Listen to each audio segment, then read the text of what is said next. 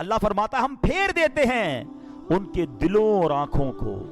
حکیم الامت مفتی احمد یار خان نعیمی رحمت اللہ تعالی علیہ یہ آیت ذکر کرنے کے بعد فرماتے ہیں کہ وہ دل بگڑنے کی 3 نشانیاں کیا ہیں. ہمیں کیسے پتہ چلے ہمارا دل بگڑ گیا ہے؟ اب 3 نشانیاں سنو اور ڈر جاؤ. آپ فرماتے ہیں جس کا دل بدل جاتا ہے نا اس کے اندر 3 چیزیں آ جاتی ہیں. نمبر 1، اس کو اطاعت میں لذت نہیں ملتی ہے، یعنی عبادت میں مزہ نہیں آتا. نماز پڑھے گا تو بور فیل کرے گا، قرآن پڑھے گا تو نیند آنے لگے گی، اجتماع میں آئے گا تو بھاگنے کا جی چاہے گا، ذرا محفل کی طرف کسی نیک کام کی طرف بلاؤ اس کو مزہ ہی نہیں آئے گا، اس کو لگے گا میں قید ہو گیا ہوں، میں پکڑا گیا ہوں، میں پھنس گیا ہوں. اگر میرا کوئی بھائی ایسا ہے پلیز ٹرائی ٹو ریئلائز یہ بیماری ہے اور بڑی خطرناک ہے کہ میں اچھا اب دل کس نے بنایا ہے ذرا مجھے بتائیے گا؟ اللہ نے بنایا اور میرے دل کو اللہ کی یاد میں مزہ نہیں آ رہا، اس کا مطلب کیا ہوا؟ حالانکہ دلوں کا سکون رب نے خود قرآن میں فرمایا ہے الا بذکر اللہ تطمئن القلوب، اللہ کے ذکر میں دلوں کا چین ہے.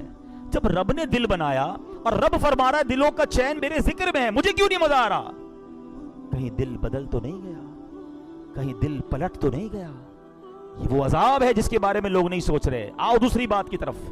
وہ فرماتے 3 نشانیاں ہیں دل چیک کر لو اگر دل بگڑنے کی. مفتی احمد یار خان نعیمی فرما رہے ہیں، فرماتے ہیں دوسرا گناہ سے خوف نہ کرنا، گناہ کرے اور خوف بھی نہ آئے.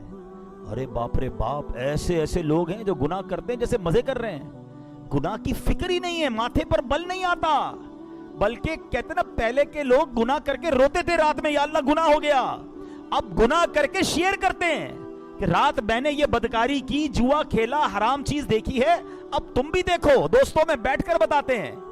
ایک میں نے روایت پڑھی تھی، اتنا دل ہلا دینے والا جملہ تھا کہ کتنا بدبخت ہے وہ شخص جس نے گناہ کیا، اللہ نے اس کے عیب پر پردہ ڈالا، کسی کو پتا نہیں چلا، مگر وہ خود اپنے دوستوں کو بتاتا ہے کہ میں نے یہ گناہ کیا ہے. رب نے چھپایا اس کا گناہ مگر اس نے خود آشکار کیا کہ نہیں میں تو یہ بھی حرام کام کرتا ہوں، میری تو فلاں جگہ دوستیاں ہیں، میں تو ادھر جا کے جوا کھیلتا ہوں، معاذ اللہ ادھر نشہ کرتا ہوں. سوچتا نہیں ہے کہ تم کیا کر رہے ہو. گناہ پر خوف نہ آنا، فرمایا یہ بھی دل بگڑنے کی نشانی ہے. اور تیسری نشانی کہا کسی کی موت سے عبرت نہ پکڑنا. ہائے ہائے ہائے، یہ تو واقعی ایسا معاملہ ہے کہ آئے دن جنازے ہو رہے ہیں، آئے دن ہم قبرستان جاتے ہیں. کووڈ کے زمانے میں تو کیسے لوگ چلے گئے اور آج بھی روز جا رہے ہیں. ہمارے آس پاس سے جنازے اٹھتے ہیں اور جوان لوگ بعض اوقات چلے جاتے ہیں. ہم حیران ہو جاتے ہیں کہ یار 20 سال 25 سال 30 سال 40 سال، کل ٹھیک تھا فوراً چلا گیا. ان جنازوں سے بھی ہمیں عبرت نہیں ہے. قبرستان میں بھی ہم نے دیکھا، آپ نے بھی دیکھا ہوگا، لوگ قبرستان جا کر بھی ہنسی مذاق کر رہے ہوتے ہیں. شب برات میں گئے ہوں گے قبرستان، وہاں بھی موبائل سب چل رہے ہیں، کوئی ٹینشن ہی نہیں ہے. حالانکہ یہ نہیں سوچتے کہ ساری قبریں کل مجھے بھی کسی قبر میں آنا ہے. جاؤ نا رات کو 3 بجے قبرستان، جو شب برات تو چلے گئے تھے، ابھی ذرا جا کے دکھائیں. نہیں رات کو قبرستان جانے میں خوف آئے گا، اکیلے کیسے گریو یارڈ میں جاؤں گا. آج تمہیں زندہ ہو کر قبرستان جانے میں خوف آ رہا ہے، 4 دوست بھی ساتھ لے جاؤ. جب یہی دوست کاندھے پر اٹھا کر قبر میں ڈال آئیں گے تب خوف نہیں آئے گا؟ تب کی تیاری کب کرو گے؟ میں دوبارہ ریپیٹ کرتا ہوں یہ تینوں باتیں کہ وہ 3 سبب جو دل بگڑنے کی نشانیاں ہیں کہ دل کسی کا الٹ دیا جائے. وہ کیا ہے؟ فرمایا اطاعت میں یعنی عبادت میں لذت کو نہ آنا. نمبر 2 گناہ سے خوف نہ کرنا. اور نمبر 3 کسی کی موت سے عبرت نہ پکڑنا. سوچ لو اگر ایسا ہے نا میرے ساتھ تو اب ٹائم آ گیا ہے سر جھکانے کا، ٹائم آ گیا معافی مانگنے کا. ورنہ کہیں بگڑے دل کے ساتھ دنیا سے چلا گیا نا پھر تو مارا جاؤں گا. اگر عبادت میں دل نہیں لگ رہا تو اللہ سے ہی مانگو. اللہم اعنی علی ذکرک و شکرک و حسن عبادتک. اللہ میری مدد کر. اللہ سے ہی مدد مانگ رہے ہیں کہ میں تیرا ذکر کروں، تیرا شکر کروں، تیری اچھی عبادت کروں. ہم اللہ سے مدد مانگے نا، یا اللہ میں تیری عبادت کرنا چاہتا ہوں، میرا دل نہیں لگ رہا ہے، مانگو نا اس سے. لیکن اگر یہ فیلنگز ہیں کہ دل نہیں لگ رہا تو اب توبہ کا وقت زیادہ آ گیا ہے. معافی مانگو اللہ سے. میں کتنا بد نصیب ہوں کہ اللہ کے گھر میں آتا ہوں اور چین نہیں آتا، حالانکہ یہ ہے ہی چین کی جگہ، یہ ہے ہی سکون کی جگہ. تو اللہ سے مدد مانگو. شیطان کا ایک اور وار، یار تیرا دل تو لگتا نہیں نماز میں، مزہ تو آتا نہیں اچھی باتوں میں، تلاوت کرتا ہے تو نیند آنے لگتی ہے، چھوڑ دے پھر فائدہ کیا. ہاں یہ مت کرنا. کہ شیطان تمہیں بہکائے, جو تھوڑا بہت کر رہے ہو اگر وہ بھی چھوڑ کر چلے گئے تو پھر تو گئے نا, پھر تو آؤ گے کیسے واپس. میں اس کا آپ کو سولوشن بتاتا ہوں. سولوشن یہ ہے کہ جس کو نماز میں دل نہیں لگ رہا, تلاوت میں دل نہیں لگ رہا, اچھے کاموں میں دل نہیں لگ رہا نا, وہ کیا کرے. اس کو میں دنیاوی اگزامپل کے ذریعے سمجھاتا ہوں. مثال کے طور پہ کسی کو بخار ہو جائے تو کیا ہوتا ہے, منہ کڑوا ہو جاتا ہے نا. آپ نے دیکھا ہوگا جس کو بخار ہو اس کو کھانا اچھا نہیں لگتا ہے, ایون گھر والے بھی اچھے نہیں لگتے, دوست بھی اچھے نہیں لگتے, کیونکہ طبیعت خراب ہے. مگر جب آپ کو بخار ہوتا ہے, منہ کڑوا ہوتا ہے, آپ کھانا چھوڑ دیتے ہیں؟ نہیں. آپ کیا کہتے ہیں, یار ابھی طبیعت خراب ہے, 3-4 دن رہے گی, کھانا کھاؤ جیسا بھی لگ رہا ہے. تھوڑے دنوں کے بعد جب میری طبیعت ٹھیک ہو جائے گی تو کھانا بھی اچھا لگنے لگے گا, فیملی بھی اچھی لگنے لگے گی, ماحول بھی اچھا لگنے لگے گا. ایسا ہی ہے نا, کیونکہ ہمیں یہ پتا ہے جب بھی بخار آئے گا, بیمار ہوں گے تو چند دنوں کے لیے سب چیزیں بری لگ رہی ہیں. بالکل ایسے ہی جب کوئی گناہوں کا بیمار ہو جاتا ہے نا تو اس کو نیکیوں میں مزہ نہیں آ رہا ہوتا, تلاوت میں مزہ نہیں آ رہا ہوتا. جب آپ کو ایسی فیلنگ آئے نا کہ یار مجھے نماز میں, روزے میں, تلاوت میں, ذکر میں, محفل میں, اجتماع میں, مسجد میں مزہ نہیں آ رہا, فوراً ریئلائز کر لو کہ یار بیمار ہو گیا ہوں. اب کیا کرنا ہے, عبادت نہیں چھوڑنی ہے, توبہ بھی کرنی ہے, استغفار بھی کرنا ہے, معافی بھی مانگنی اور آتے رہنا ہے. ہوگا کیا کہ چند دنوں کے بعد جب یہ دل سے گناہوں کا ورق ہٹے گا نا تو سجدوں کی لذت آنا شروع ہو جائے گی, عبادت میں دل لگنا شروع ہو جائے گا, تلاوت کا نور ملنا شروع ہو جائے گا. کیونکہ وہ بیماری کے دن چلے جائیں گے. اب بیماری بھی رہوں اور دوائی بھی نہ لوں تو بیماری تو اور بڑھ جائے گی نا. کچھ لوگ اس لیے بھاگ جاتے ہیں, یار میں مسجد میں جاتا ہوں مزہ نہیں آتا, ارے اب تو اور مسجد میں جانا ہے. قرآن پڑھتا ہوں دل نہیں لگتا, ارے اب تو اور قرآن پڑھنا ہے. میں ذکر کرتا ہوں مجھے نیند آنے لگتی ہے, ارے اب اور ذکر کرنا ہے کیونکہ دل بیمار ہو گیا ہے. مجھے اس بیمار دل کو صاف کرنا ہے. اگر یہ بیماری بڑھ گئی تو کہیں ایمان ہاتھ سے نہ چلا جائے. یاد رکھیے علماء فرماتے ہیں کہ ایمان جانے کا ایک سبب یہ بھی لکھا کہ بندہ گناہ کرتا رہتا ہے یہاں تک کہ دل سخت ہو جاتا ہے اور آخری وقت بندے کا ایمان بھی چھن لیا جاتا ہے. دل سخت مت ہونے دینا, دل کالا مت ہونے دینا, دل بگڑنے مت دینا. اگر فیل ہو رہا ہے نا کہ یار دیر از سم تھنگ رانگ, آج ہمیں پتا چلے کہ یار میری زبان میں اچانک لکنت آ رہی ہے, پیر صحیح چل نہیں رہا ہے, ہاتھ میں کپکپاہٹ آ رہی ہے, آنکھیں دیکھ نہیں رہی ہیں, کان صحیح سن نہیں رہا, تو ہم چھوڑتے نہیں ہیں اس کو. ارے کوئی بات نہیں, پیر نہیں چل رہا, ایک تو چل رہا ہے نا, فوراً ڈاکٹر کے پاس, فوراً کلینک. یار اچانک کیا ہو گیا, مجھے دکھائی نہیں دے رہا, مجھے سنائی نہیں دے رہا, میرا پیر سیدھا نہیں ہو رہا. فوراً جسم میں جہاں گڑبڑ ہوئی ہم نے ڈاکٹر کو, لیبارٹری کو پکڑ لیا. ارے جب تمہارے ایمان کے معاملے میں, تمہاری عبادت کے معاملے میں گڑبڑ شروع ہو گئی ہے, تمہیں نماز میں دل نہیں لگ رہا, تمہارا تلاوت میں دل نہیں لگ رہا, تمہارا سجدوں میں دل نہیں لگ رہا, تم دعا کے لیے ہاتھ اٹھاتے ہو آنسو نہیں بہ رہے, تمہیں یاد مدینہ نہیں تڑپا رہی, سمجھ لو میں بیمار ہو گیا ہوں. اب مسجد چھوڑ کر مت جانا, اب اللہ کی بارگاہ میں سر جھکا دینا کہ مولا بیمار بن گیا ہوں, مولا گناہوں نے ورق چڑھا دیا ہے, دل سیاہ ہونے لگ گیا ہے, اے اللہ دل بگڑنے لگ گیا ہے, کریم مدد کر. اللہم اعنی علی ذکرک و شکرک و حسن عبادتک. مانگو نا اپنے رب سے, وہ کریم ہے, وہ تمہارا دل صاف کر دے گا, وہ تمہارے دل سے یہ گناہوں کی عادت چھڑا دے گا. بس فکر رکھنا کہ دل بدل نہ جائے, اور موت کسی کی سن کر بھی تمہیں عبرت نہیں آتی تو سمجھ لو دل بگڑ گیا ہے. ارے پہلے کے لوگ پتہ ہے کیسے ہوتے تھے. آج مجھے اور آپ کو کسی کے جنازے میں جانا ہو نا تو بڑا آسان ہے ڈھونڈنا, یار اس کا بیٹا کون ہے, اس کا بھائی کون ہے, کیونکہ ایک بندہ ہوگا جو یا تو رو رہا ہوگا یا بڑا افسردہ ہوگا اور سارے لوگ اس سے مل رہے ہوں گے. ایسا ہی ہے نا. پہلے ایسا نہیں تھا. پہلے کے زمانے میں ڈھونڈنا مشکل تھا کہ میت کا رشتہ دار کون ہے. کیوں؟ سبھی رو رہے ہوتے تھے جنازے میں, سب رو رہے ہوتے تھے. اس لیے نہیں کہ میت سے پیار ہوتا تھا, اس لیے کہ سب کو اپنی موت یاد آ رہی ہوتی تھی. سب کو یہ خیال آ رہا ہوتا تھا آج یہ گیا ہے, کل میری باری ہے, آج میں نے اس کو قبر میں اتارا ہے, کل مجھے اتاریں گے. مسجد میں ایئر کنڈیشن چل رہا ہے, کتنے مزے سے ہم بیٹھے ہیں, تھوڑی دیر لائٹ چلی جائے نا 10-15 منٹ کے بعد ہم نہیں بیٹھ سکیں گے, گرمی ہونے لگے گی. یہ میری اور آپ کی اوقات ہے. کبھی ہم نے سوچا کہ قبر کی گرمی کیسے برداشت ہوگی. ایک سوراخ نہیں چھوڑتے دوست, کہتے یار یہ سوراخ ہے اس میں بھی مٹی ڈال دو بھائی, قبر میں ایک سوراخ کو بھی بند کرو. ہاں, جس سے رب راضی ہوا اس کی قبر میں بھی رونق کی رونق ہوگی, اس کی قبر جنت کا باغ بنے گی. فرمایا اتنی وسیع ہو جائے گی جدھر تک نظر جائے گی ادھر تک قبر وسیع ہو جائے گی. تو گزارو ایسی زندگی کہ قبر بھی روشن ہو جائے. اے میرے پیارے اسلامی بھائیو, اللہ ناراض ہوتا ہے تو کیسا غضب ہوتا ہے. ایک واقعہ میں آپ کو سناتا ہوں. اللہ اکبر. ایسا واقعہ ہے کہ ہلا دیا نا جس نے. حضرت منصور بن عمار रहमत उल्लाह तआला अलैह फरमाते हैं, मेरा एक दीनी भाई था, मुझसे बड़ी अकीदत रखता था, मेरी निगाह में तो बड़ा इबादत गुजार भी था क्योंकि तहज्जुद भी पढ़ता था, खौफ खुदा से रोने वाला भी था। एक मरतबा मुझे खबर मिली कि वो मेरा दीनी भाई बीमार हो गया है। मैं उसके पास गया और देखा कि वो बहुत कमज़ोर हो चुका है, घर के दरमियान लेटा है, चेहरा उसका काला हो गया है, आंखें उसकी नीली हो गई हैं। मैंने कहा भाई ला इलाहा इल्लल्लाह की कसरत करो। तो उसने अपनी आंखें खोली, बड़ी मुश्किल से मेरी तरफ देखा, फिर बेहोश हो गया। मैंने दोबारा उसे कहा ला इलाहा इल्लल्लाह पढ़ो, आंखें खोली, मुझे देखा, फिर दोबारा आंखें बंद कर ली। अब मैंने सख्ती से उसको कहा कि ला इलाहा इल्लल्लाह पढ़ो, कलमा पढ़ो, मैं ना तुझे गुस्ल दूंगा, ना तुझे कफन पहनाऊंगा, ना तेरा जनाजा पढ़ूंगा, क्योंकि वो बहुत क्लोज था आपसे। तो बंदा पता क्या कहता है, कहता हुजूर मेरे और कलमे के दरमियान रुकावट खड़ी कर दी गई है। मैंने कहा ला हौला वला कुव्वता इल्ला बिल्लाह, तेरी नमाजें किधर गई, कहां गए रोजे, वो तहज्जुद, वो रातों की दुआएं किधर गई? तो वो कहता है ए मंसूर मैं ये सारे काम तो करता था मगर अल्लाह की रजा के लिए नहीं करता था, मैं लोगों को दिखाने के लिए करता था।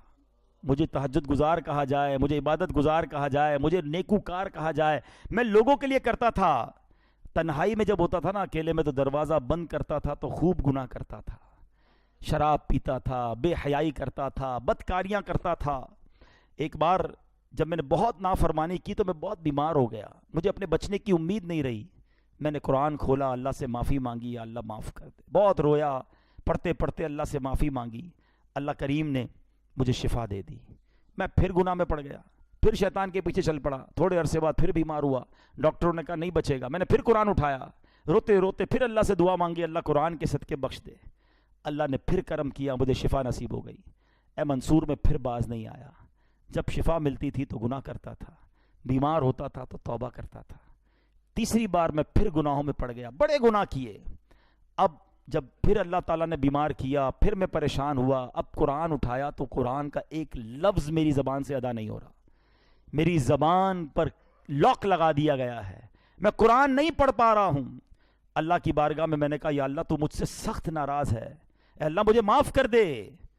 कहता है मंसूर मुझे गैब से आवाज़ आई कि जब तू बीमार होता है तो तौबा करता है, जब तंदुरुस्त हो जाता है तो गुनाह करने लग जाता है, जब तकलीफ में मुब्तला होता है तो अल्लाह को याद करता है, रोता है, और जब अल्लाह पाक तुझे नजात देता है तो फिर गुनाहों में पड़ जाता है। क्या तुझे मौत का खौफ ना था? तू अकल रखता है, समझ रखता है, फिर भी गफलत में पड़ा रहा। तूने कितनी बार अल्लाह से वादा किया मगर हर बार तूने वादे को तोड़ दिया। हजरत मंसूर कहते हैं वो बताता जा रहा था, रोता जा रहा था, और जब कहते मैं तो उसके पास से उठकर चल गया कि अब इस बंदे का और क्या हो सकता है। मैं जैसे ही दरवाजे के बाहर निकला उस बंदे का बगैर कलमा पढ़े इंतकाल हो गया। अब सच बताओ हमारा हाल क्या है? मुश्किल आए, कई लोग मस्जिद में दिखते हैं, हाथ में तस्बीह होती है, सर पर टोपी होती है, को क्या हुआ यार, बस कर्जा बहुत बड़ा हो गया है, नौकरी छूट गई है, घर वाले बीमार हैं, वालिद हॉस्पिटल में हैं, अल्लाह याद आ गया है, मस्जिद याद आ गई है। जिधर वो मसला हल हुआ, जिधर वो प्रॉब्लम खत्म हुई, बंदा ही भाग गया मस्जिद से दूर। क्या इसलिए अल्लाह की इबादत है? अल्लाह तुम्हें इसलिए याद आता है कि जब मुश्किल आए तो रब याद आया, और अल्लाह ने आसानी दी तो उसी की नाराजगी वाले काम मत करो मेरे प्यारे इस्लामी भाइयों। ऐसा खुशी में भी रब के साथ रब की रहमत को पुकारते रहो, इबादत करते रहो, और अगर कोई तकलीफ और कोई आजमाइश आ जाए फिर भी हम अल्लाह का दर छोड़ के किधर जाएंगे? उस करीम के सिवा हमारा कौन है? वो नाराज हो गया तो मारे जाएंगे। आओ मेरे प्यारे इस्लामी भाइयों, सच्ची तौबा कर लो, अल्लाह की बारगाह में सर झुका दो। वो बड़ा करीम है, वो पिछले गुनाहों को मुआफ फरमा देगा अगर बंदा सिद्के दिल से तौबा कर ले और आइंदा गुनाह ना करने का पक्का इरादा कर ले। मैं अल्लाह से मैं भी दुआ करता हूँ और आप भी दुआ करें कि रब्बे करीम हमें सच्ची तौबा नसीब फरमा। इमाम हसन बसरी फरमाते, देखो नेकी क्या चीज़ है। आप फरमाते जब बंदा नेकी करता है ना तो ये नेकी उसके दिल में नूर और बदन की ताकत बन जाती है। आप कुछ वाकई नेक लोगों को देखेंगे ना, उनमें बड़ी एनर्जी होगी, बड़ी उम्र के भी हो जाएंगे मगर आपको हशाश बशाश हर वक्त आपको एक्टिव नजर आएंगे, क्योंकि उनके अंदर एक रूहानी ताकत आ गई होती है। आज के दौर में देखना है तो 73 इयर्स की एज है, मेरे पीरो मुर्शिद को देख लो, जवान थक जाते हैं वो नेकी कर रहे होते हैं। ये क्या है? वो कहते हैं ना मौसीकी रूह की ग़िज़ा है, नहीं जिक्रुल्लाह रूह की ग़िज़ा है। तुम अल्लाह की इबादत करो, अल्लाह तुम्हारे दिल बदन को तवाना कर देगा। इमाम हसन बसरी फरमाते हैं کہ جو نیکی کرتا ہے تو یہ نیکی اس کے دل میں نور اور بدن کی طاقت بن جاتی ہے، اور جب بندہ گناہ کرتا ہے تو یہ گناہ اس کے دل میں اندھیرا کرتا ہے اور بدن کو کمزور کر دیتا ہے۔ آپ کو کئی جوان ملیں گے جو بالکل لاغر سے ہر وقت تھکے تھکے سے نظر آئیں گے، دیکھو کہ کہیں نیکی سے دور تو نہیں ہو گئے۔ تم نیکی کرو، اللہ تمہیں روحانی طاقت عطا فرما دے گا کہ دو مسلمان ملیں، سلام کریں، ہاتھ ملائیں، درود پاک پڑھیں، دونوں کے گناہ معاف ہو جاتے ہیں۔ اللہ کرے کہ ہم سلام کو عام کریں۔ یہ سلام کو عام کرنا خود ایک ایسا عمل ہے کہ جس سے تکبر دل سے دور ہوتا ہے، محبت بڑھتی ہے، پیار بڑھتا ہے۔ لیکن آج بھی بڑا معاملہ عجیب ہے، لوگ سلام نہیں کرتے، بس عجیب عجیب اسٹائل ہے لوگوں کی ملاقات کے، اور سناؤ کیا حال ہے، hello, good morning, good evening. اتنا پیارا ملاقات کا طریقہ ہمیں شریعت نے دیا ہے، مگر ہم اس کو فالو نہیں کرتے، حالانکہ یہ نیکیاں کمانے کا سمجھ لیں آسان طریقہ ہے۔ السلام علیکم ورحمۃ اللہ وبرکاتہ اگر کوئی کہتا ہے تو سبحان اللہ، اس کو ایک روایت کے مطابق 30 نیکیاں مل جاتی ہیں۔ ایک روایت کے مطابق دو مسلمان آپس میں ملتے ہیں، ان پر 100 رحمتیں نازل ہوتی ہیں، جو سلام میں پہل کرتا ہے اس کو 90 مل جاتی ہیں۔ یعنی فری میں نیکیاں کما رہے ہیں آپ، لیکن پھر بھی شاید روز 100 بندوں سے ملتے ہیں مگر سلام نہیں کرتے۔ چلیں آج سے نیت کر لیں انشاءاللہ کہ سلام بھی کریں گے اور سلام میں پہل بھی کریں گے۔ پہلے میں سلام کروں، وہ سلام کرے اس سے پہلے میں کر لوں، اس کا ثواب زیادہ ہے، اس سے دل صاف ہوتا ہے، تکبر دور ہوتا ہے۔ کچھ لوگوں کا اسٹائل ہے، کہتے ہیں یار میں کیوں پہلے سلام کروں، میں سیٹھ یہ نوکر، میں بڑا یہ چھوٹا، میں افسر یہ ماتحت۔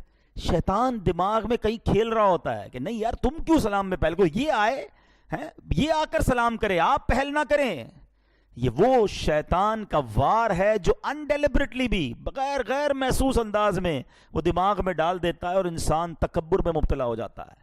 تکبر کو توڑنا ہے نا تو سلام میں پہل کرنا شروع کر دو۔ میری اور آپ کی اوقات کیا ہے جس کے سبب کائنات بنی ہے، جو وجہ تخلیق کائنات ہیں۔ رسول اللہ صلی اللہ تعالی علیہ وسلم کی عادت مبارکہ تھی کہ جب کوئی دربار مصطفیٰ میں آتا میرے آقا سلام میں پہل فرماتے تھے۔ ساری دنیا غلام ہی ہے نا نبی پاک کی، صحابہ سارے غلام، سارے امتی آتا تھا، آقا سلام کرتے تھے۔ سوچو۔ اور پھر ایک اور خوبصورت بات بتاؤں کہ صحابہ کرام کے بارے میں آتا ہے، کبھی کبھی صحابہ کرام سوچتے کہ یار جب جاتے ہیں نبی پاک کی سلام میں پہل فرماتے ہیں، آج ہم جائیں گے اور آج ہم پہل کر دیں گے۔ پلان کر کے جاتے تھے، کہتے ہیں ہم پلان کر کے جاتے تھے مگر اس سے پہلے کہ ہم سلام کرتے نبی پاک کی سلام ارشاد فرماتے تھے۔ اور ایمان افروز بات سننی ہے اور ایمان تازہ کر دوں آپ کا؟ ہاں مزہ آ جائے تو شکرانے میں 3 دن مدنی قافلے کی نیت کر لینا۔ ہاں ایسی بات کرنے جا رہا ہوں کہ انشاءاللہ کہتے ہیں نا مزہ نہ آئے تو پیسے واپس۔ ہائے ہائے، علماء کہتے ہیں آج بھی جب کوئی امتی مدینے جاتا ہے نا، روضہ رسول پر جاتا ہے، سنہری جالیوں پر جاتا ہے، اس سے پہلے کہ وہ سلام عرض کرے سرور کائنات اپنی عادت کے مطابق آج بھی سلام پہلے ارشاد فرماتے ہیں۔ آئے ہائے، یہ ہے مدینہ۔ کیوں نہ ترسے ہم مدینے جانے کو، کیوں نہ جائیں روضہ رسول پر؟ ارے جہاں سرکار خود سلامتی کی دعا دے دیں، امتی کی تو وارے نیارے ہو جائیں گے نا۔ مگر یہاں ہمارے لیے بڑی جس کو کہتے ہیں نا چوٹ ہے کہ وہ کونین کے والی ہو کر سارے غلاموں کو سلام میں پہل کریں اور ہم امتی ہو کر گناہ گار ہو کر سلام میں سستی کریں۔ آؤ نیت کر لو، انشاءاللہ جس کو جانتے ہیں جس کو نہیں جانتے سب کو انشاءاللہ سلام کریں گے انشاءاللہ، اور سلام میں پہل بھی کریں گے انشاءاللہ۔ اب ذرا سلام سیکھ بھی لو، یہ بھی بڑا پرابلم ہے، سلام کرنا بھی نہیں آتا۔ ہاں سلام کی تلفظ ہی ٹھیک نہیں ہے، السلام علیکم، السلام علیکم، یہ سلام نہیں ہے، بلکہ بعض اوقات تو اس کے میننگ ہی آؤٹ ہو جاتے ہیں۔ سلام کیا ہے؟ السلام علیکم ورحمۃ اللہ وبرکاتہ، مل کر پڑھ لو۔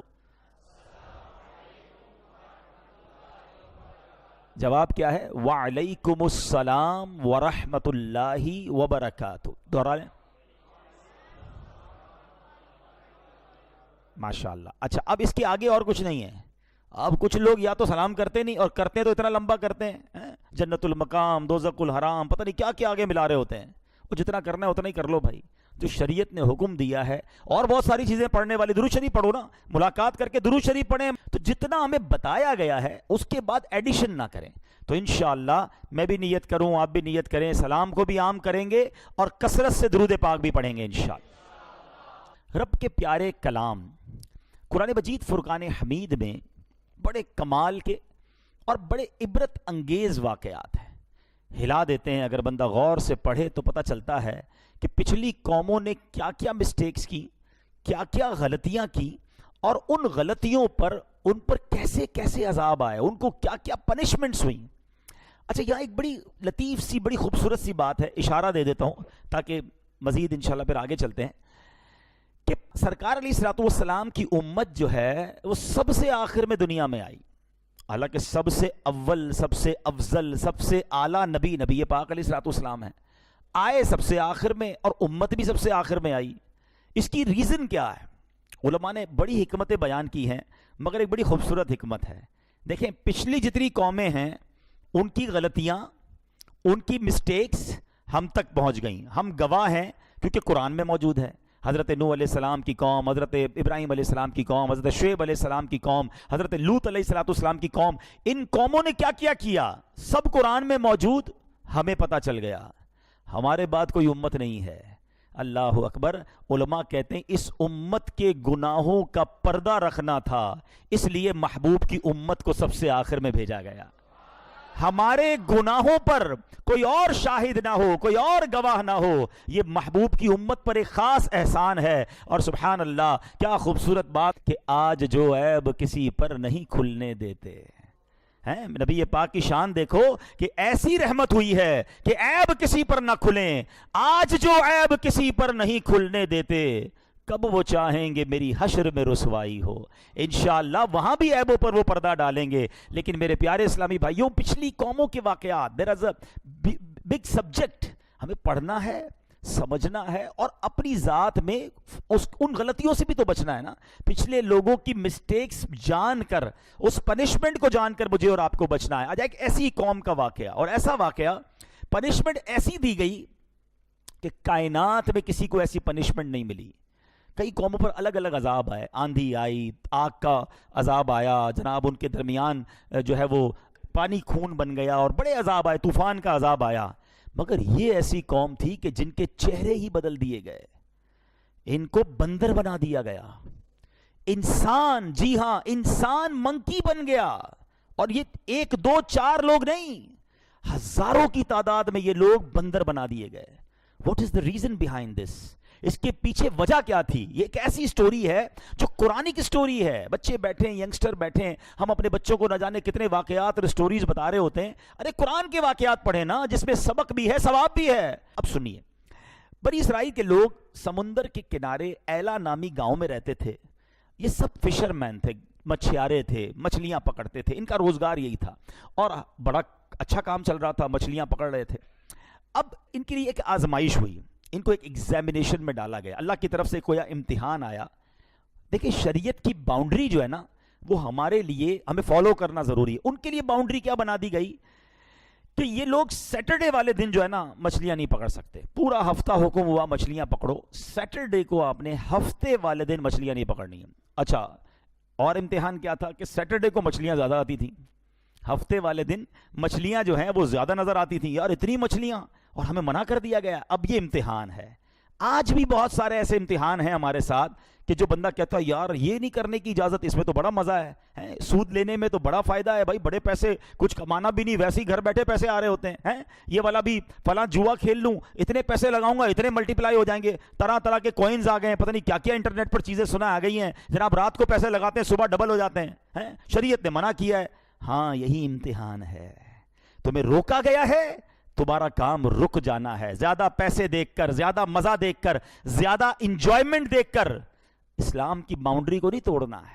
اب کیا ہوا, اس قوم نے, شیطان بھی تو اپنا کام کرتا ہے نا. آج بھی بہت سارے کام شیطان کروا رہا ہے. اس زمانے میں شیطان نے کیا کہا, ٹھیک ہے ہفتے کو منع ہے نا, ایسا کرو مچھلیاں مت پکڑو, چھوٹے چھوٹے حوض بنا لو, سوئمنگ پول جس کو کہہ لیں, پونڈز کہہ لیں, چھوٹے چھوٹے حوض بنا لو, سمندر سے نالی نکالو, سیٹرڈے والے دن مچھلیاں اس حوض میں آ جائیں, آگے سے پوٹ بند کر دینا, مچھلیاں حوض میں رہ جائیں گی, اتوار والے دن شکار کر لینا, تو تمہاری یہ ہفتے کا شکار بھی نہیں ہوگا, مچھلیاں بھی تمہارے پاس آ جائیں. کان ادھر سے نہیں, شیطان نے ادھر سے پکڑوا دیا. ان بے وقوفوں نے کہا یہ بات تو ٹھیک ہے. جیسے آج کل شیطان بہت سارے لوگوں کے ساتھ کھیل رہا ہے, کہتے ہیں انٹرسٹ نہیں ہے, مارک اپ ہے. نہیں نہیں یہ تو پروفٹ ہے، یہ جناب یہ والا طریقہ نہیں، یہ والا طریقہ ہے. بہت سارے طریقوں سے گناہ بیچا جا رہا ہے اور لوگ نفع کے چکر میں، انجوائمنٹ کے چکر میں حرام کھا رہے ہیں، حرام عمل کر رہے ہیں. سوچتے نہیں کہ یہ شیطان کی ہیلے بازیاں ہیں.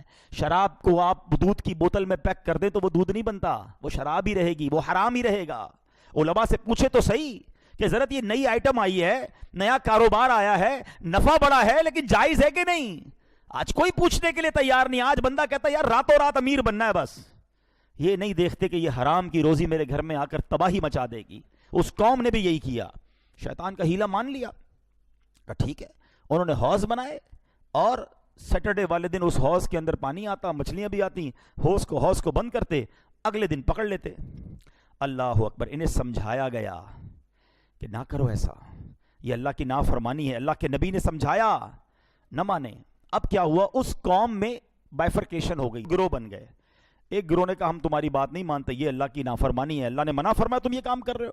وہ قوم الگ ہو گئی، درمیان میں دیوار بنا دی گئی کہ تم لوگ ادھر رہو. 12,000 لوگ ایک سائیڈ پہ ہو گئے جن کو سیٹرڈے کو شکار کرنا تھا. کچھ لوگ ادھر ہو گئے کہ نہیں ہم یہ نافرمانی نہیں کریں گے. تھوڑے دن ہوئے تو ایک دن ایسا آیا کہ برابر دیوار کے برابر سے کوئی آواز نہیں آ رہی تھی. جب کسی نے چڑھ کر دیکھا تو حیران ہو گیا کہ وہ 12,000 کے 12,000 لوگ بندر بنا دیے گئے تھے. ان کے چہرے مسخ ہو گئے تھے. اور یہ بات قرآن میں موجود ہے. اللہ کریم پارہ نمبر 1 سورہ بقرہ آیت نمبر 65 میں ارشاد فرماتا ہے. رب کریم نے فرمایا وَلَقَدْ عَلِمْتُمُ الَّذِينَ اعْتَدَوْا مِنْكُمْ فِي السَّبْتِ فَقُلْنَا لَهُمْ كُونُوا قِرَدَةً خَاسِئِينَ. اللہ نے فرمایا اور بے شک ضرور تمہیں معلوم ہے تم میں کہ وہ جنہوں نے ہفتے میں سرکشی کی، سیٹرڈے والے دن نافرمانی کی، تو ہم نے ان سے فرمایا کہ ہو جاؤ بندر، دھتکارے ہوئے. کونوا قردۃ خاسئین، دھتکارے ہوئے بندر ہو جاؤ. رب کی طرف سے حکم ہوا اور ان کے چہرے ختم، چینج ہو گئے. اچھا اب کیا ہوا؟ اب یہ 12,000 لوگ جب بندر بنے تو ایکچولی یہ رشتہ دار تھے نا، کوئی چاچا تھا، کوئی ماموں تھا، کوئی کزن تھا، کوئی ادھر تھا، کوئی ادھر تھا. اب یہ لوگ پریشان ہو گئے کہ میرا فیملی ممبر کون ہے. دروازہ کھول دیا گیا. یہ سارے بندر، کوئی کسی کے کپڑے جا کر سونگتا تھا، کوئی کسی کے پاس جا کر روتا تھا، کیونکہ بندر کو پتا تھا یہ میرا کزن ہے، کزن کو نہیں پتا چلتا تھا یہ کون ہے. یہ حال رہا ان کا. روایتوں میں آتا ہے 3 دن یہ لوگ زندہ رہے اور اس کے بعد سارے کے سارے مارے گئے، سب دنیا سے چلے گئے. اور یہ واقعہ ہسٹری میں باقی رہ گیا کہ یہ قوم بندر بنا دی گئی بیکاز آف ڈس اوبیڈینسی آف اللہ سبحانہ و تعالی. نافرمانی کی انہوں نے رب تعالیٰ کی. اس زمانے کے نبی نے انہیں سمجھایا تھا مت کرو ایسا، مگر وہ نہیں مانے. اے میرے پیارے اسلامی بھائیوں، یہ ہے اللہ کی نافرمانی کا انجام. آج لوگ کہتے ہیں یار کچھ نہیں ہوتا بھائی. معاذ اللہ شیطان 2 طریقے سے کھیلتا ہے. ایک تو اللہ کی رحمت یاد دلاتا ہے، اللہ معاف کرنے والا ہے، یا بندہ کہتا ہے نہیں یار سبھی کرتے ہیں تو میں کر لوں گا تو کیا ہو جائے گا. یاد رکھو جہاں اللہ رحمان اور رحیم ہے نا، وہ قہار بھی ہے، وہ جبار بھی ہے. اسی نے تو پچھلی قوموں کو عذاب دیے ہیں نا. ہم سارے اگر عذابات کو قرآن میں پڑھتے تو کس کی طرف سے آئے تھے؟ وہ اللہ کی طرف سے آئے نا. تو ہم جو یہ سمجھ بیٹھے ہیں کہ جناب میں جو بھی کر لوں رب معاف کر رہے ہیں، یقیناً وہ معاف کرنے والا ہے، مگر نافرمانی پر پکڑ فرمانے والا بھی ہے. اور خاص طور پر جس کو کہتے ہیں نا توبہ کی امید پر، یا جس کو کہتے ہیں جری ہو کر گناہ کرنا کہ کچھ نہیں ہوتا، یہ تو مزید اللہ کے غضب کو دعوت دینے والی بات ہے. اللہ اکبر. اللہ کریم قرآن مجید فرقان حمید میں مزید ارشاد فرماتا ہے. اللہ فرماتا ہے تو ہم نے اس بستی کا یہ واقعہ اس کے آگے اور پیچھے والوں کے لیے عبرت کر دیا اور پرہیزگاروں کے لیے نصیحت. یہ قرآن میں واقعات آئے اسی لیے کہ یہ عبرت کے لیے، نصیحت کے لیے، میسج کے لیے. اب ہمارا ایک اور پرابلم ہے، قرآن ہی نہیں پڑھتے. نصیحت تو جب ملے گی نا جب واقعات پڑھیں گے، جب قرآن پڑھیں گے، اس کو انڈرسٹینڈ کریں گے، جب سبق لیں گے. اچھا پڑھتے نہیں ہیں تو بھی دور ہو گئے، اچھا پڑھے ہوئے بھی ہیں تو بھی ہم اس پر نصیحت نہیں کرتے. حالانکہ یہ نافرمانی کتنی بڑی لعنت ہے. سنیے گا حضرت امام حسن بصری رحمت اللہ تعالی فرماتے ہیں اے ابن آدم تیری ہلاکت ہو، کیا تو اللہ پاک سے مقابلہ کرنا چاہتا ہے؟ ہاں جس نے اللہ پاک کی نافرمانی کی گویا اس نے اللہ پاک سے جنگ کی. اللہ سے مقابلہ. Anybody have power to fight with اللہ سبحانہ و تعالی؟ کسی کے پاس یہ چانس نہیں ہے. بندہ دیکھیں ایک تو وہ ہے کہ گناہ ہو گیا اور بندہ توبہ کر لے، شرمندہ ہو. اور ایک یہ ہے کہ ڈیلیبریٹلی پلاننگ کے ساتھ بالکل بے فکر ہو کر گناہ کرنا. ایسے بھی لوگ پائے جاتے ہیں کہ گناہ کرنے کے بعد شرمندگی بھی نہیں ہے، اگلے گناہ کی پلاننگ ہے اور سمجھتے کچھ نہیں ہوگا. نہیں میرے پیارے اسلامی بھائیوں، یہ اللہ کی نافرمانی جو ہے یہ سخت ناپسندیدہ عمل ہے، مگر آج ہمارے بہت سارے لوگ اس پر توجہ نہیں دیتے. وہ سمجھتے نہیں ہیں کہ یہ گناہ ہمیں کدھر لے کے جا رہے ہیں. آج بیان کا موضوع میرا یہی ہے کہ رب کی نافرمانی کس قدر بربادی کا سبب ہے. اللہ نے فرمایا لعنت کیے گئے وہ جنہوں نے کفر کیا بنی اسرائیل میں داؤد اور عیسیٰ بن مریم کی زبان پر، یہ بدلہ ان کی نافرمانی اور سرکشی کا. تو پتا چلا کہ اللہ پاک کی نافرمانی لعنت برسنے کا سبب ہے. لعنت برستی ہے ان لوگوں پر. اب سنیے گا، یاد رکھیے، حضرت وہب رحمۃ اللہ تعالی سے روایت ہے، اللہ پاک نے انبیاء بنی اسرائیل میں کسی نبی کی طرف وحی فرمائی کہ بندہ جب میری اطاعت کرتا ہے نا، مبارک ہو جو نماز پڑھتے ہیں، مبارک ہو جو روزہ رکھتے ہیں، مبارک ہو جو تلاوت کرتے ہیں، جو اچھے کام کرتے، سنو آپ کو کیا انعام ملتا ہے، چھوڑنا نہیں نیکیاں. فرمایا بندہ جب میری اطاعت کرتا ہے تو میں اس سے راضی ہو جاتا ہوں، اور جب راضی ہو جاتا ہوں تو اسے برکتیں عطا فرماتا ہوں، اور جب بندہ میری نافرمانی کرتا ہے تو میں اس سے ناراض ہو جاتا ہوں، اور جب میں اس سے ناراض ہو جاتا ہوں تو اس پر لعنت برساتا ہوں، اور میری لعنت اس کی 7 پشتوں تک پہنچتی ہے. یہ زیادہ خطرناک بات ہے کہ ہمارے برے اعمال، ہماری اللہ کی نافرمانی، یہ ہماری نسلوں کے لیے بھی بہت نقصان دہ ہے. انسان کی نیکی جو ہے وہ اس کی نسلوں کے لیے فائدے کا باعث بنتی ہے. تو اے میرے پیارے اسلامی بھائیوں، بہت گناہ کر لیے، بڑی نافرمانیاں کر لیں، اب اللہ کی رضا والے کام کرنے ہیں اور زندگی ایسے گزارنی ہے جو رب کی نافرمانی میں نہ گزرے. ذرا سوچے نا، پچھلی قوموں میں کیا کیا غلطیاں کی تھیں ہیں. ان کے وہ گناہ کرتے تھے اور اس کے بہانے گھڑ لیتے تھے. سود کو منافع یعنی پروفٹ کہتے تھے، بے حیائی کو جدت کا نام. آج بھی ایسے لوگ ہیں کہتے نہیں جناب یہ تو ماڈرن لائف ہے، حیا پردہ جو ہے وہ دل میں ہونا چاہیے، اور بے پردگی کو فروغ دے رہے ہیں، بے حیائی کو فروغ دے رہے ہیں. کوئی کرتا ہے بے پردگی نہیں ہے جناب، یہ تو فیشن ہے. کبھی سوچیں وہ لوگ کہ تم کس کی نافرمان. موسیقی کو معاذ اللہ روح کی غذا کہتے ہیں. بندے کو کس طرح پروموٹ کر رہے ہیں کہ نہیں کچھ نہیں ہوتا. آپ سوچیں آج لوگوں کو تم منا لو گے، لوگوں کو چکنی چپڑی باتوں میں منا لو گے، نہیں بھائی میں انٹرسٹ کا کام نہیں کرتا، میں تو ذرا ہمارا کوئی اور طریقہ ہے. دنیا کو منا لو گے، اللہ کی بارگاہ میں پیش نہیں ہونا ہے. ادھر کیا جواب دیں گے؟ ذرا سوچئے. گناہ آخر گناہ ہے، اور جب رب ناراض ہوتا ہے تو بندہ برباد ہو جاتا ہے. اچھا اب پچھلی قوموں کے بارے میں آپ کو ایک سمری پیش کرتا ہوں، ذرا غور سے سنیے گا. قوم عاد. آج لوگ کہتے ہیں یار ہمارا بڑا نام ہے، بڑی طاقت ہے، بڑا خاندان ہے، بڑی سورس ہے. میں آپ کو ذرا پچھلی قوموں کی ایک سمری پیش کرتا ہوں، قرآن سے پیش کرتا ہوں. قوم عاد یہ کون سی قوم تھی؟ اتنے لمبے لمبے قد تھے، اوہو بڑے طاقتور. اللہ پاک نے مال و دولت سے بھی بڑا نوازا تھا. حضرت ہود علیہ السلام نے ان کو اللہ کی طرف بلایا، نہیں مانے، گناہوں پر باقی رہے، ضدی تھے. اب کیسا قہر آیا کہ آندھی کا عذاب بھیجا گیا. اتنی خشک اور سخت آندھی تھی کہ زمین سے اکھیڑ دیا گیا، سر کے بل گر جاتے، ٹکڑے ٹکڑے ہو گئے. قوم سمود آئی، یہ فن تعمیر کی ماہر تھی، ان کو بھی بڑی نعمتوں سے اللہ نے نوازا، بڑا مال و دولت تھا. حضرت صالح علیہ السلام نے سمجھایا، اونٹنی بھی پہاڑ سے نکال کے دکھا دی، ایمان نہیں لائے. پھر کیا ہوا؟ شدید زلزلہ آیا، یہ قوم بھی دنیا سے غائب ہو گئی، تباہ و برباد ہو گئی. نمرود کیسا رعب تھا، کیسا دبدبا تھا، تخت و تاج اللہ نے عطا کیا ہے، اتنا بڑا اس کو سلطنت ملی، مگر خدائی کا دعویٰ کرنے لگ گیا، نافرمان ہو گیا. اس کا حال کیا ہوا کہ مچھر کے ذریعے اسے ہلاک و برباد کر دیا گیا. فرعون، اس کی طاقت کا اندازہ کو خدا کہتا تھا اپنے آپ کو، اتنے بڑے بڑے فوجی تھے، اتنا بڑا بڑا لشکر تھا. آج کون ہے جو فرعون کا نام لینے والا ہے؟ میں اور آپ کچھ بھی نہیں ہیں، ہماری کوئی اوقات نہیں ہے. بڑے بڑے کرنو فر والے لوگ آئے ہیں جنہوں نے مقابلہ کیا اللہ سے، ہیں بڑے بے باک تھے، اپنے گناہ پر ڈٹے رہے اور سمجھتے تھے کوئی ہمارا کچھ نہیں بگاڑ سکتا. ان کی داستان بھی باقی نہیں رہی ہے.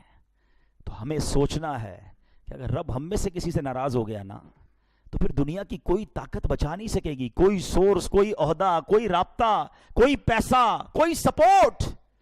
یاد رکھنا جس سے رب راضی اس سے سب راضی. رب ناراض ہو گیا نا پھر ساری دنیا ملا لو اپنے ساتھ، ہاں پھر اللہ کی پکڑ بڑی شدید ہے، اس کا عذاب بڑا شدید ہے. یاد رکھیے میرے پیارے اسلامی بھائیوں، آج جو ہے نا یہ ہم سمجھتے ہیں کہ یہ پہلے کے لوگوں کے ساتھ تو عذاب آتا تھا، ہم پر نہیں آتا. یہ مہربانی ہے نبی پاک علیہ الصلوۃ والسلام کی کہ ہم پر اجتماعی عذاب نہیں آتا. مگر ایک چیز ہو رہی ہے ہمارے ساتھ، وہ کیا ہے؟ جاؤ میں آپ کو بتاتا ہوں. اللہ اکبر. یاد رکھیے گا، علماء فرماتے ہیں کہ پہلے کے لوگوں کے عذاب میں جسم بدل دیے جاتے تھے، ان کے چہرے بدل جاتے تھے. آج اس امت کا عذاب یہ ہے کہ ان کے دل بدل دیے جاتے ہیں.